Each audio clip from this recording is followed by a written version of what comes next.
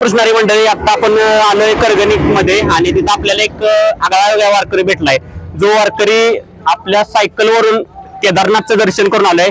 एक तरुण वारकरी, आपण जाणून घ्या त्याचा वारीचा अनुभव. रामकृष्णारी. जय श्रीराम. जय श्रीराम. आजची आपली पहिलीच वारी हा, आणि कसं काय तुमच्या डोक्यात आलं की बाबा आपण वारीला जावावं ह्या?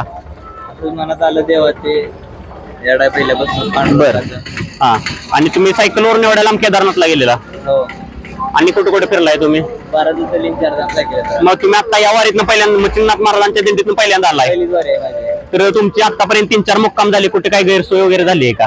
कुठं नाही. एकदम अतिशय आनंदात, सोय बी एक नंबर. राहायचं खायची काय गैरसोय कुठं आतापर्यंतची काय? त्या 3 दिवसात? नाही. तुमच्या गावात पण एक मुक्काम असतोय वारीचा, रेवणगाव मध्ये.